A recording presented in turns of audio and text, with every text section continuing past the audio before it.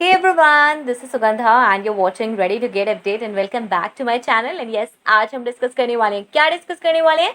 आज हम डिस्कस करने वाले हैं industrial relations in context of HRM. HRM में इंडस्ट्रियल रिलेशंस का कैसे यूज होता है, क्या है ये वर्ड और बहुत ज़्यादा यूज किया जाता है, राइट? सो चलिए स्टार्ट कर लेते हैं और सबसे पहले देखेंगे कि इंडस्ट्रियल रिलेशंस क्या है, फिर उसके बाद हम देखेंगे उसके कुछ कंपोनेंट्स और उन कंपोनेंट्स को डिटेल में कि मतलब इन कंपोनेंट्स में क्या क्या होता है। चलिए, तो सबसे पहले इंडस्ट्रियल रिलेशंस क्या है। सी, जैसे कि नाम से पता चल रहा है इंडस्ट्रियल रिलेशंस, तो रिलेशंस की बात हो रही है, तो इंडस्ट्री में किसी के रिलेशंस की बात हो रही है। तो किसकी बात हो रही है? ये हो रही है एम्प्लॉयर्स एंड एम्प्लॉयज की। और यहाँ पे बात हो रही है, कह सकते हैं कुछ कॉम्प्लेक्स या फिर डायनेमिक रिलेशनशिप की बिटवीन एम्प्लॉयर्स एंड एम्प्लॉयज। किसी भी तरीके का रिलेशनशिप आगे हम डिस्कस करेंगे कैसे। And the government in the work place. Now government क्यों आ रही है यहाँ पे? गवर्नमेंट इसलिए आ रही है क्योंकि जहाँ पे भी एम्प्लॉयर एम्प्लॉय की रिलेशन की बात होगी वहाँ पे हम एम्प्लॉयज के वेजेस, बार्गेनिंग एंड उनके टाइमिंग्स, उनके कन्फ्लिक्ट्स, ये सब चीज़ों के बारे में बात करेंगे। वर्क प्लेस रेगुलेशंस के बारे में बात करेंगे। तो कहीं ना कहीं गवर्नमेंट का इन्वॉल्वमेंट इसलिए आएगा क्योंकि कंप्लायंसेस को फॉलो करना है, रूल्स को, लॉज को इम्प्लीमेंट करवाना है, ठीक है। सो इसीलिए इन सब के बीच का जो ये एक रिलेशनशिप है, this is industrial relations. Okay, यहाँ पे हम स्टडी करेंगे और मैनेजमेंट करेंगे किसका? जो एम्प्लॉयज और एम्प्लॉयज के बीच में इंट्रैक्शन हो रहा है, कन्फ्लिक्ट्स हो रहे हैं, वो क्यों हो रहे हैं, कैसे हो रहे हैं और उन्हें कैसे सॉर्ट आउट किया जा सकता है। ओके, सो चलिए देखते हैं सबसे पहले की कंपोनेंट्स। और की कंपोनेंट्स क्या है? सबसे पहला आता है employ employer relationships. Now employ employer relations में क्या क्या चीजें होंगी? फोकस होगा किस पे? उनके इंट्रैक्शंस पे, उनके नेगोशिएशंस पे बिटवीन एम्प्लॉयज। एम्प्लॉयज में आ जाएंगे उनके रिप्रेजेंटेटिव्स भी हो सकते हैं, उनके ट्रेड यूनियंस। मतलब रिप्रेजेंटेटिव्स एम्प्लॉयज के कौन होंगे? अब ऐसा तो होगा नहीं कि 1000 लोग काम करते हैं, 500 लोग काम करते हैं तो सारे लोग हर बात के लिए कहने जाएंगे, नहीं। कोई ना कोई ट्रेड यूनियंस होते हैं, कोई उनका रिप्रेजेंटेटिव होगा जैसे कि ट्रेड यूनियन, जो उनकी बातों को आगे एम्प्लॉयर के सामने रखेगा। ओके, और एम्प्लॉयर्स, एम्प्लॉयर्स कौन? एम्प्लॉयर्स मतलब जो मैनेजमेंट है, जो मैनेजमेंट एम्प्लॉयर के बिहाफ पे काम कर रहा होगा, ठीक है। सो क्या हो सकते हैं concerns? Work related issues like wages, working hours, benefits, working conditions, कुछ भी इस तरीके की चीजें। ओके, नेक्स्ट अब आता है हमारा collective bargaining. Now collective bargaining क्या होता है? कलेक्टिव बार्गेनिंग एक प्रोसेस है जिसमें एम्प्लॉयज क्या कर रहे हैं, अपनी लेबर यूनियंस के थ्रू जो एम्प्लॉयर हैं उनसे नेगोशिएट कर रहे हैं, उनके बीच में एग्रीमेंट्स सेटलमेंट होने हैं, उनके बीच में टर्म्स एंड कंडीशंस फाइनलाइज होनी है। तो जैसे हमने फर्स्ट पॉइंट में देखा कि खुद से जाके सारे एम्प्लॉय तो बात नहीं करेंगे ना, ऐसा तो क्योस मच जाएगा, कितने सारे एम्प्लॉय रोज आ रहे हैं बात करने, नहीं। तो यहाँ पे एक यूनियन स्टेब्लिश्ड है, एक लेबर यूनियन स्टेब्लिश्ड है, उसके थ्रू आप जो अपनी बात कहना चाह रहे हैं, जो एम्प्लॉयज बात कहना चाह रहे हैं, उसका एक कंक्लूजन ड्रॉ कर एम्प्लॉयर्स से डिस्कशन हो जाएगा। तो कुछ एग्रीमेंट्स, कुछ टर्म्स, कुछ कंडीशंस फाइनलाइज होंगी। So this is called as basically collective bargaining. Collective word क्यों यूज कर रहे हैं? कलेक्ट करके बार्गेनिंग करना, मतलब सब लोग एक साथ मिलकर एक सोल्यूशन पे आए और फिर उन्होंने वो टर्म्स एंड कंडीशन सामने एम्प्लॉयर के सामने रखी। नाउ इन्हें ये भी कह सकते हैं कि लाइक ये कलेक्टिव बार्गेनिंग एग्रीमेंट है जिसे हम सीबीए बोलते हैं। और ये क्या, किस तरीके के टॉपिक्स कवर करेंगे? मतलब यहाँ पे हम क्या क्या चीजें डिस्कस करेंगे? अपने वेजेस के बारे में, बेनिफिट्स के बारे में, भाई ग्रीवियंस प्रोसीजर्स क्या है, जॉब की सिक्योरिटी क्या है, हेल्थ इश्यूज है, सेफ्टी है, कंप्लायंसेस है, इन सब पे किसी पे भी ऐसे कोई भी चीजें जिनसे एम्प्लॉय का कोई भी इंटरेस्ट जुड़ा हुआ है, वो सारी चीजें डिस्कस होंगी कलेक्टिव बार्गेनिंग में। ओके, थर्ड आता है हमारा conflict resolution. Now conflict resolution क्या है?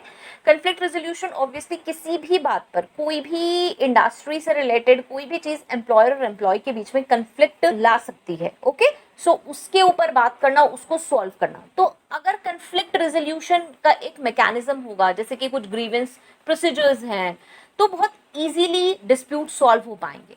मतलब एचआर में भी आप अगर देखिए कि अगर कोई कंफ्लिक्ट रेजोल्यूशन का वे नहीं हो तो कितना मेस हो जाएगा। एम्प्लॉयज को अपने सैलरी के बारे में कुछ डिस्प्यूट है, कुछ डेज के बारे में डिस्प्यूट है, कुछ और किसी चीज के बारे में, कुछ लेटर्स इशू होने हैं उसके बारे में डिस्प्यूट है, अगर वहां सुनने के लिए कोई नहीं होगा तो कितनी प्रॉब्लम होगी। सो ये कंफ्लिक्ट रेजोल्यूशन भी यहाँ पर बहुत अच्छे से हो सकता है।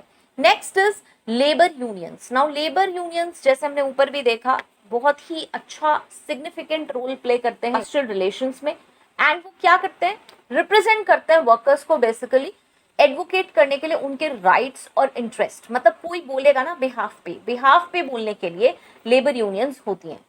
वो क्या करते हैं, ऑब्वियसली कलेक्टिव बार्गेनिंग में होते हैं इन्वॉल्व, सपोर्ट करते हैं वर्कर्स को ड्यूरिंग डिस्प्यूट, कंट्रीब्यूट करते हैं जो labour related policies and legislation है उनको शेप करने में, वो कैसे अच्छे से बन सकते हैं। तो लेबर यूनियंस का एक बहुत बड़ा इंटरमीडिएरी रोल है, जैसा कि हम कहते हैं एचआर का एक रोल है एम्प्लॉयर और एम्प्लॉय के बीच में।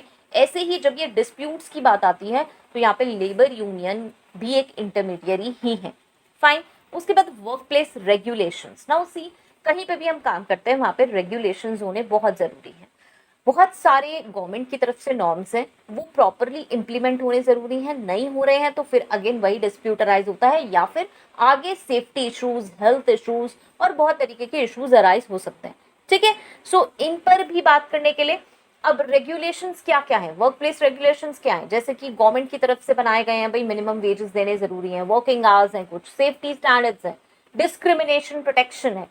तो ये सारी चीजें इंप्लीमेंट होनी भी जरूरी है, ये सब इंडस्ट्रियल रिलेशंस में आता है। ओके, अभी हम कंपोनेंट्स डिस्कस कर रहे हैं कि भाई कौन कौन से ऐसे कंपोनेंट्स हैं जो इंडस्ट्रियल रिलेशंस के रूट हैं, मतलब ये सारी चीजें इंडस्ट्रियल रिलेशंस में आती हैं।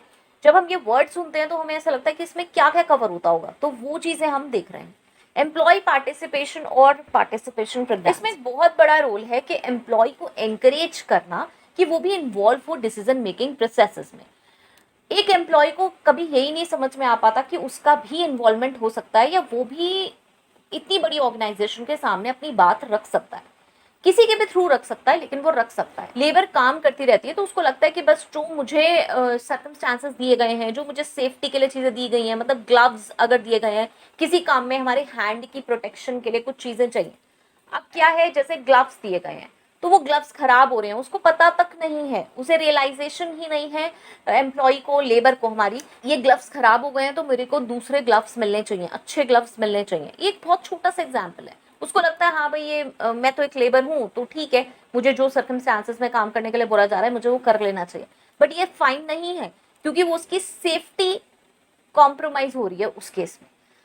वो ग्लव्स किसी पर्पस से हैं, उसके हैंड्स को इफेक्ट कर सकते हैं। फाइन। सो मतलब ये एक छोटा सा एग्जाम्पल है कि अगर छोटे छोटे डिसीजन है या बड़े डिसीजन है तो उसमें एम्प्लॉय पार्टिसिपेट कर सके, एम्प्लॉय कह सके, लेबर ये बोल सके कि यार मेरे साथ ऐसा हो रहा है, यार वहाँ पे इतने सारे लोग काम कर रहे हैं, उनके ग्लव्स सही नहीं है, उनके पास जो इक्विपमेंट्स हैं उनमें कुछ ना कुछ इश्यूज है, कभी भी मशीनरी फेल हो सकती है, कभी भी किसी भी वर्कर को प्रॉब्लम आ सकती है। राइट। सो ये सब चीजें यहाँ पे कवर होंगी। पार्टिसिपेशन, बेसिकली आप किसी को बताओगे ना तो वो ही वाली बात हो रही है यहाँ पे।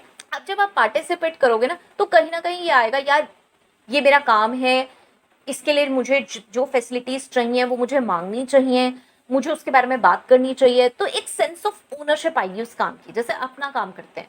राइट। अदरवाइज ये वही होगा कि बस आए, काम किया, कैसा हुआ कैसा नहीं हुआ, कुछ एम्प्लॉयज रोज सेफ्टी की वजह से हर्ट हो रहे हैं, फिर वो चले जाते हैं, मूव ऑन कर लेते हैं, फिर न्यू आते हैं, उन्हें फिर आप ट्रेन करते हो, तो मतलब ये एक डिस्कम्फर्ट रहेगा और कभी भी ऑर्गेनाइजेशन ग्रो नहीं कर पाएगी, कभी भी वर्कर्स भी काम नहीं कर पाएंगे ठीक से। ओके, सो ये वर्कर्स की सेफ्टी से रिलेटेड है, वर्कर्स के एंगेजमेंट से रिलेटेड है कि वर्कर एंगेज्ड हो, फील करे रिस्पॉन्सिबिलिटी की, चलो मुझे भी कुछ समझा जा रहा है। और यही कहीं ना कहीं फिर जॉब सेटिस्फेक्शन आता है और फिर प्रोडक्टिविटी भी आती है, क्योंकि जब मैंने अपनी प्लेस को ठीक कर लिया जहाँ मैं काम करता हूँ, मुझे वहाँ क्लीन एटमॉस्फेयर मिल रहा है, मुझे वहाँ पे इक्विपमेंट सही मिल रहे हैं, मैं काम अच्छे से कर पा रहा हूँ, तो प्रोडक्टिविटी ऑब्वियसली इंप्रूव होगी, मैं आउटपुट दे पा रहा हूँ। नहीं यार, पता है आप मुझसे कह तो रहे हो कि इतने यूनिट्स प्रोड्यूस करने हैं, लेकिन क्या रीजन है, यूनिट्स क्यों नहीं प्रोड्यूस हो पा रहे, उसके लिए जो वर्कर बोल ही नहीं पा रहा है। शाम को मैनेजर है, सुपरवाइजर है, पूछता आके भाई आज इतना ही काम हुआ, क्या कर रहे थे, सो रहे थे, अरे यार नहीं सो रहे थे, मशीनरी काम नहीं कर रही है उस तरीके से, लेकिन वो एम्प्लॉय कैसे बोले। तो ये सारे एरियाज कवर होते हैं हमारे इंडस्ट्रियल रिलेशंस में।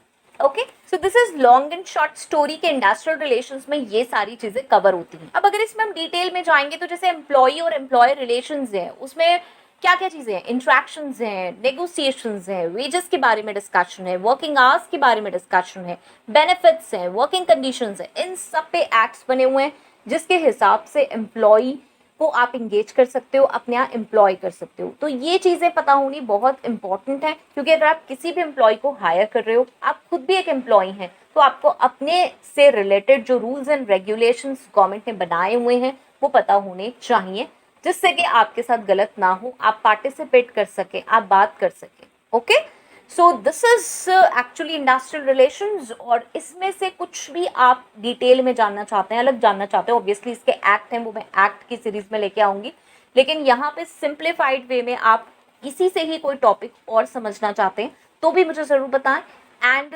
और भी कोई अलग टॉपिक देखना चाहते हैं तो भी ज़रूर बताएं। आई होप सो आपने चैनल सब्सक्राइब कर दिया होगा, एंड यस, लाइक और शेयर तो एक बनता है। So till next video, all the very best, stay happy, stay safe, thanks for watching, bye bye.